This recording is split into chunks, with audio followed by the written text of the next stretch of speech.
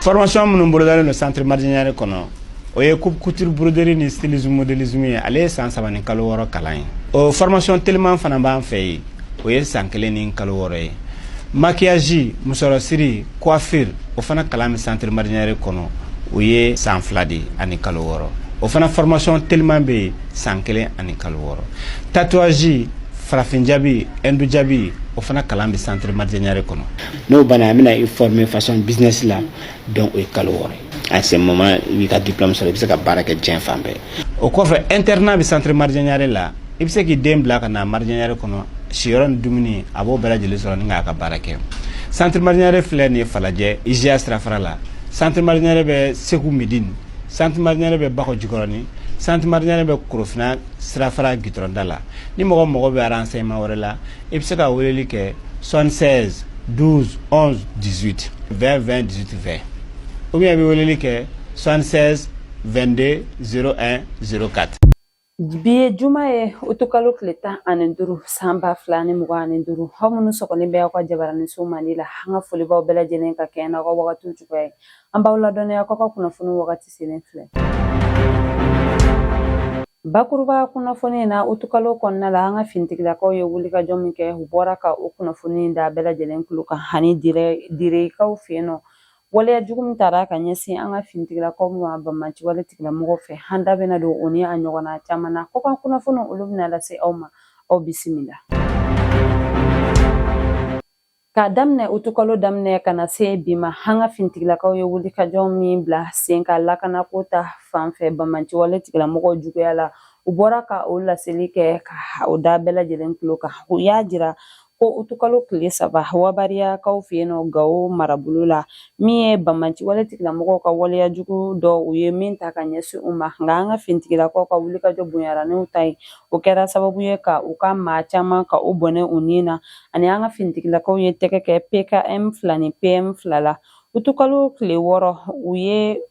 tɛgɛ kɛ marifatigi dɔw la ntili sira la utukalo tile 9 u ye tɛgɛ kɛ siganamɔgɔ dɔ la Sevare Pankurujigi kɛnɛ la min tɛgɛ kɛlen kɔfɛ hala u y'a jira ko an ka yɔrɔba caman GPS tun b'a bolo minnu ni tiɲɛni donna u kunna a bɛ se ka kɛ kɔlɔlɔ ye jamana ma ani fana ko min ye sɛbɛnfura kolon olu caman fana tun b'a bolo u ye a di an ka finitigilakaw ma olu ka se k'a ka lakana sabati yanni a ka kelen don cɛ o kɔfɛ fana Murujakaw fɛ utukalo tile 4 min ye Banmanci wale tigilamɔgɔ dɔw fagara a yɛrɛ ka mugujugu fɛ a kun ye min don an ka finitigilakaw juguya la utukalo tile 7 an ka finitigilakaw ka patrouille dɔ senfɛ Madina Gorokaw fɛ yen nɔ u ye Banmanci wale tigilamɔgɔw ka maa kelen faga o kɛra sababu fana u ye tɛgɛ kɛ moto 8 a ka 47 4 fo ka taga se mitrailleuse 1 ani kunnafoni di minan caman u ye tɛgɛ kɛ o fana na min ye Sudan jamanaden dɔ ye ni o ye siganamɔgɔ ye u ye tɛgɛ kɛ o fɛnɛ na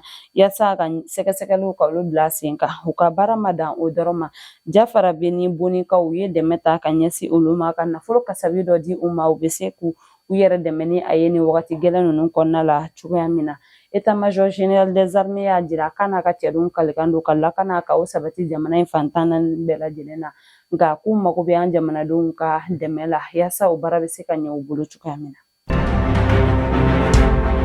Karedon utukalo tile 10 san 2025 Banmanci wale tigilamɔgɔw taara bi an ka finitigilakaw minnu dagayɔrɔ bɛnnen bɛ dire kɔnɔna la min kɛra sababu ye an ka finitigilaka maa 2 jogina min kɛra ala taniko ye a ma kɔlɔlɔ jugu lase u ka ɲɛnamaya ma sabula jogini barika ma bonya kosɛbɛ nka an ka finitigilakaw y'a jira ko hali ni Banmanci wale tigilamɔgɔw ye nin waleya jugu ninnu kɛ k'u ka bila u kunna ko olu bɛna dankari kɛ u ka waleya jugu la ka bɔ jamana in kɔnɔna la. Tarata don utukalo tile 12 san 2025 Mopti ni Jɛnɛ ni ɲɔgɔn cɛ o sira la Banmanci wale tigilamɔgɔw ka waleya jugu kɛra sababu ye ka maa 3 bɔnɛ u ni na wa u ye bolimafɛn caman de jeni o kɔfɛ u bolila sɛgɛsɛgɛliw kɔni bɛ sen na yaasa tɛgɛ bɛ se ka kɛ ni maa jugu ninnu na cogoya min na wa yen sigibagaw ko k'u mago bɛ an ka finitigilakaw ka dɛmɛ la halisa yaasa ka ni maa jugu ninnu daga ta ka bɔ u da la. Ka kɛ ni ɲɛnaminimafɛn kɛlɛli ye ka bɔ an ka jamana kɔnɔna la Office central des stupéfiants min bɛ Bamakɔ kɔnɔna la olu ye tɛgɛ kɛ ɲɛnaminimafɛn caman de la nin wagati laban ninnu kɔnɔna la an ka jamana kɔnɔna la utukalo tile 7 san 2025 Yirimajɔ zɛrini na u ye tɛgɛ kɛ cannabis bulu 175 la min kulo bɛ taa i jɔ kulo 92 ɲɔgɔnna na nin fɛn ninnu kun kan kana di muso min ma u ye tɛgɛ kɛ o la nka a furucɛ kɔni o sera ka boli ɲininiw bɛ sen na yaasa tɛgɛ bɛ se ka kɛ o fana na cogoya min na utukalo tile 11 u ye tɛgɛ kɛ cannabis biriki 80 ɲɔgɔnna la o tun bɛ maa dɔ ka minɛnw na min bɛ baara kɛ an ka société de transport dɔ kɔnɔna la. Tarata don utukalo tile 12 san 2025 an ka ministre des affaires étrangères et de la coopération internationale Abdoulaye Diop ye États-Unis délégation dɔw bisimila an ka jamana kɔnɔna la délégation min tun ɲɛminɛnen bɛ u ka président Michael fɛ u ka kumaw kɔnɔna la bolodi ɲɔgɔnma min bɛ jamana fila in ni ɲɔgɔn cɛ u ye u da don o la yaasa dɔ bɛ se ka fara u kan cogoya min na min ye États-Unis jamana ye olu bɛ se ka investissement kɛ an ka jamana kɔnɔna la cogoya min na ani lakanabaliya min bɛ an fɛ yen an ka jamana ɲɛmaaw bɛ se ka fɛɛrɛ sɔrɔ o la cogoya min na an ka minisiri ye a jira ko an ka jamana ɲɛmaaw kelen bɛ ka fɛɛrɛ bɛɛ lajɛlen sigi sen kan ka lakana sabati maaw ye minnu bɛna baara boloda an ka jamana kɔnɔna la an ka sɔrɔ yiriwa ko ta fanfɛ wa a y'a jira fana ko min ye an ka jamana ɲɛmaaw ye ko u ni maa minnu bɛ baara kɛ ɲɔgɔn fɛ u kelen bɛ k'a ɲini u bɛɛ lajɛlen fɛ u ka an ka yɛrɛma hɔrɔnya u ka o bonya wa fana an ka jamana labɛnnen bɛ ka baara kɛ ni maaw ye minnu ka dɛmɛ bɛ se ka kɛ nafasɔrɔ sira fana ye anw ma min ye États-Unis délégation ɲɛmaa ye ale ye a jira ko u ka jamana labɛnnen bɛ ka jamana ka souveraineté ni o y'an ka yɛrɛma hɔrɔnya ye ka o bonya ani fana ani maa minnu ni an n'u bɛ baara kɛ ɲɔgɔn fɛ o bonyani kɛra olu fana ma wajibi ye o kɔfɛ u kumana AES ɲɛmaaw ye lajɛrɛ min kɛ don tɛmɛnenw na ni o bɛ se ka kɛ nafasɔrɔ sira ye olu ka jamana ma an ka minisiri ni Amérique délégation ye i da don o la ka ɲɛfɔli kɛ o la u ka kumakuncɛ kumaw la u ye a jira ko u bɛna na ni ɲɔgɔnnaw caya yaasa ni jamana in fila bɛɛ lajɛlen bɛ se cogoya min na ka nin ko ninnu tɔnɔma bɔ u bɛ se ka u bolo di ɲɔgɔn ma ka baara kɛ cogoya min na jamana fila bɛɛ lajɛlen ka nafasɔrɔ sira kama. Utukalo tile 11 san 2025 an ka jɛrɛjɛso CICB kɔnɔna la an ka kiriko minisiri Mamudu Kasonge tun bɛ lajɛrɛ kɛnɛ ka lajɛrɛ min ɲɛsinnen bɛ yɛlɛma min donna an ka sariyasun dɔw la ka se ka ɲɛfɔli kɛ o la an ka kiri baarakɛlaw ye u bɛ se ka a faamuya cogoya min na ani ka a don ba la a kɛnɛ kan min ye PNUD ka représentant ye o tun bɛ fo ka taga se Pays-Bas ka lasigiden min bɛ anw fɛ yan nɔ o fana tun bɛ a kɛnɛ kan min ye an ka kiriko minisiri ye a y'a jira ko nin lajɛrɛ nafa ka bon kosɛbɛ sabula a bɛna kɛ sababu ye an ka kiri tigilamɔgɔw u bɛna an ka sariyasun kura ninnu u bɛna o dɔn ka faamuyali kɛ ani ka se ka a ta ka baara kɛ ni a ye teliya la. Dɔgɔkun tɛmɛnen an ka ministre de la réconciliation de la paix et de la cohésion nationale général Ismaël Wage tun bɛ Gawukaw fɛ yen nɔ yaasa Gawo ɲɛma ani a dugutigilakaw ye lajɛrɛ min bila sen kan ka se ka jamana jɔyɔrɔ fa a kɛnɛ kan u ka lajɛrɛ in kɛra Gawo gouvernorat kɔnɔna de la tile 2 lajɛrɛ kun don a kɛnɛ kan u tun bɛ ka kuma fɛn min kan o de ye dugutigilakaw sen bɛ se ka don bɛn ni kelenya baaraw la yaasa a ka kɛ a nafa ka se ka bɔ jamana kɔnɔna la cogoya min na u ye hakilina falenfalenw kɛ o baara bɛ se ka nɔgɔya cogoya min na u y'a jira k'u bɛna fɛɛrɛw bila sen kan yaasa maa minnu bɛ yen n'olu kelen bɛ ka marifa ta jamana juguya la an ka dugutigilakaw ka fɛɛrɛ bila sen kan u n'u ka se ka ɲɔgɔn kuma ɲɔgɔnya ka ɲɛfɔli kɛ u ye u ka se ka faamuyali kɛ u ni an ka bɛn fɔ ka bɛn kɛ ka na an ka sigi ko kura ani an ka maa minnu bɛ yen n'u bɔra u dagayɔrɔw la kɛlɛ sababuya la ka se ka kalanw bila sen kan k'u kalan an ka kirikow ani an ka sariyasow na min bɛ se ka dɛmɛ lase u ma don na nataw la u ka sigiw kɔnɔna la o kɔfɛ fana u ye a jira Gawo ni Sevare ni ɲɔgɔn cɛ sira min bɛ ka fɛɛrɛ bila sen kan o baaraw ka teliya joona u ka se ka dilan yaasa min ye Gawo ni Sevarekaw ye u bɛ se k'u ka taamaw kɛ hɛrɛ ni baden kɔnɔ ani min ye Tawusa baraji ye o baara fana ka teliya joona la yaasa lakanako min ni o baaraw bɛ sen na u bɛ se ka sabati cogoya min na u ka tile 2 baara ni kɔfɛ u ye u ka rapport final kɛ ka a di an ka ministre de la réconciliation ma yaasa an ka jamana ɲɛmaaw bɛ se k'a kalan k'a kɔnɔko dɔn ani k'a don ba la an ka jamana kɔnɔna la. U ka lajɛrɛ in kuncɛli la u ye tableau d'honneur di an ka ministre Wage ma min bɛ a ka fasoden ɲumanya ko fɔ. Kari tɛmɛnen utukalo tile 10 san 2025 nɛgɛ kanɲɛ 17 restaurant min bɛ an ka pankuru jigi kɛnɛba min bɛ Senukaw fɛ yen ni o ye aéroport international Modibo Keyita ye tasuma dɔ wulila o restaurant in kɔnɔna la nka hala ni ASECNA sapeur pompiers ani an ka sigida 5nan n'a 6nan sapeur pompiers ka wulikajɔ sababuya la u sera ka dankari kɛ tasuma in tiɲɛni na maa si ni ma to a la nka min ye o bolofɛn caman o de tiɲɛna min ye an ka bolimafɛnko minisiri ye o y'a jira k'u bɛna sɛgɛsɛgɛliw bila sen kan yaasa fɛn min kɛra nin tasuma in wulili sababu ye ka se ka o ɲɛdɔn. An ka office central des stupéfiants min bɛ Bugunikaw fɛ yen nɔ o cɛdenw ka wulikajɔ kɛra sababu ye ka tɛgɛ kɛ ɲɛnaminimafɛn dɔw ani furakisɛ dɔw la minnu bɛ se ka kɔlɔlɔ lase an ka kɛnɛya ma yanfoyi la ni kalana kɔnɔna la Tarawelela dugu kɔnɔna la min ye ni cɛdenw ye u sigara Guinée sifinaka dɔ la min bɛ yanfoyila kɔnɔna la ni bari bɛ a bolo u taara tɛgɛ kɛ a la fo a ka bari kɔnɔna la u kɛlen kɔfɛ ka tɛgɛ kɛ a la u ye laraweleliw bila sen kan u y'a jira k'u ka laraweleliw kɔnɔna la u ye tɛgɛ kɛ tramadol pilule 1000 min ye diazepam pilule 3000 fo ka taga se cannabis pake 300 ɲɔgɔn ani min ye poudre blanche gramme 6 u ye tɛgɛ kɛ o la wa a jirala k'a kelen kun tɛ ka nin baara in kɛ ani Mali sifinaka dɔ de tun bɛ ka jɛ ka nin baara in kɛ ɲɔgɔn fɛ u fila bɛɛ lajɛlen bɛ an ka finitigilakaw bolo yanni u ka kiiri don cɛ min ye an ka cɛdenw ye u y'a jira ko u bɛna sɛgɛsɛgɛliw bila sen kan yaasa maa minnu ka baara ye nin fɛnjugu ninnu feereli ye yanfoyila n'a nɔgɔndugu kɔnɔna la ka se ka dankari kɛ u ka waleya juguw la cogoya min na.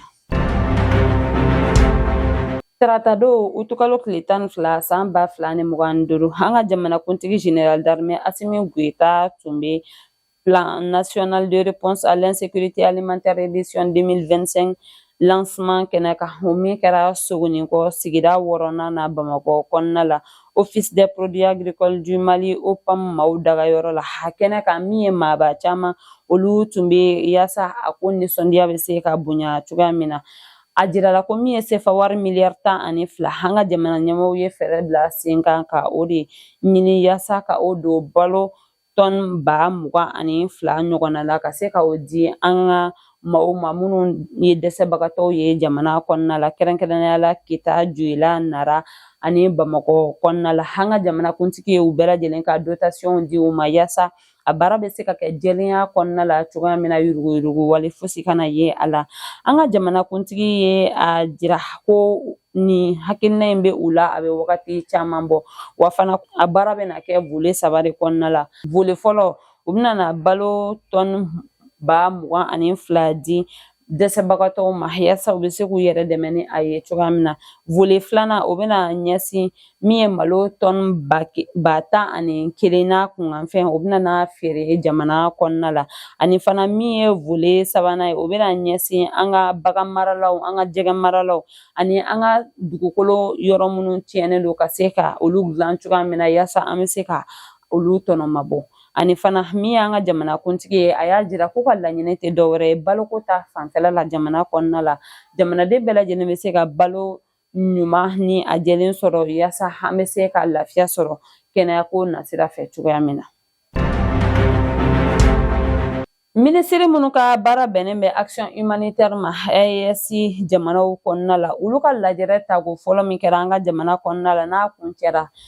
sibiridon utukalo tile 9 san 2025 Bamakɔ kɔnɔna la yan nɔ u ye dɛmɛ ta ka ɲɛsin an ka maaw ma kɛlɛ kɛra sababu ye ka minnu bɔ u sigiyɔrɔw la yaasa u bɛ se ka u yɛrɛ dɛmɛ ni a ye cogoya min na min ye balo ye fo ka taga se saniya minɛnw ani finiw ni a ɲɔgɔnna caman u y'o de di ni maa ninnu ma yaasa u bɛ se k'u yɛrɛ dɛmɛ ni a ye cogoya min na wa ni minisiri ninnu y'a jira fana ko nin tɛna ka siɲɛ fɔlɔ ye wa siɲɛ laban fana tɛna na kɛ nin ye k'u bɛna fɛɛrɛw bɛɛ lajɛlen bila sen kan dɛsɛbagatɔw bɛ yɔrɔ min na maa minnu bɛ n'u bɔra u daga yɔrɔw la AES jɛkulu kɔnɔna la kɛlɛ sababuya la k'u bɛna dɛmɛ ta ka ɲɛsin u ma yaasa bɛn ni kelenya min bɛ fɔ AES kɔnɔna la dɛmɛ ko kuma min bɛ fɔ ko AES jamanadenw bɛɛ lajɛlen kelen ka se ka o jira diɲɛma la. An ka premier ministre général de division Abdoulaye Mayiga tun bɛ jɛmukan Malikura taasira sabanan kɛnɛ kan an ka jabaranisoba ni o ORTM sanfɛla ye a ye i da don an ka kuranko la ka ɲɛfɔli kɛ a la a y'a jira k'u ka laɲini belebele dɔ de ye ka kuran di maliyɛndenw ma san tɔw bɛɛ lajɛlen kɔnɔna la 24 heures sur 24 ko kuran bɛ ka heure 19 min kɛ an bolo ani ni a bɛ heure 6 kɛ tigɛli la k'o tɛ olu ka laɲini ye o hukumu de kɔnɔna la a y'a jira ko tiɲɛ don gɛlɛya caman bɛ EDM kan wa ko olu b'u seko n'u damayira bɛɛ lajɛlen kɛ yaasa fura bɛ se ka sɔrɔ kuranko in na cogoya min na wa ko bɛɛ lajɛlen k'a dɔn fana wari min bɛ ka tigɛ an ka crédit tatɔw ni an ka nafolow la ko nafolo baara kɛtaw la ko an k'a dɔn o de bɛ ka kɛ sababu ye ka se ka kuranko in ka a basigi a y'a jira ko EDM tɛ maa si ta ye maliyɛndenw de ta don wa ko maliyɛndenw de bɛ baara la a kɔnɔna la ko maa si de tɛna na EDM ka baara kɛ a nɔ la olu bɛna u seko n'u damayira bɛɛ lajɛlen kɛ EDM mago bɛ nafolo min na ka o di u ma yaasa kuranko bɛ se ka basigi an ka jamana kɔnɔna la cogoya min na.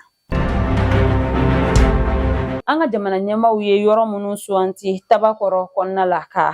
fɔ k'u bɛna logement sociaux jɔ a sanfɛ ni maaw kelen bɛ ka taa kɛ u dagayɔrɔ ye min ye Isa Sisogo ye ale ye lajɛrɛ kɛ tarata don utukalo tile 12 san 2025 ni ale ye directeur de l'office malien de l'habitat ye a kɛnɛ kan ani a baarakɛɲɔgɔn Mamadu Wɔlɛgɛm ni ale ye directeur de l'urbanisme et de l'habitat ani Amadou Mayiga ni ale ye directeur du domaine du cadastre ye olu tun bɛ a kɛnɛ kan a ye ɲɛfɔli kɛ bɛɛ lajɛlen a y'a jira maa minnu kelen bɛ ka taa o yɔrɔ ninnu jɔ k'a kɛ u sigiyɔrɔ walima u ka baarakɛyɔrɔ ye ko bɛɛ lajɛlen k'a dɔn ko u bɛna na wuli ka o yɔrɔ ninnu ci yaasa logement sociaux baara ninnu o bɛ se ka daminɛ u fɛ cogoya min ko bɛɛ lajɛlen k'a dɔn ko maa si tɛ sariya sanfɛ ko sariya bɛ boli bɛɛ lajɛlen de kan wa a y'a jira fana ko a yɔrɔ ninnu bɛ taa hectare 1000 ɲɔgɔnna na ko yɔrɔ si de tɛna na to yen u bɛna na wuli don n'a nataw la o hukumu kɔnɔna la ko bɛ welewelemada kɛ ka ɲɛsin bɛɛ lajɛlen ma minnu kelen bɛ ka taa u cogo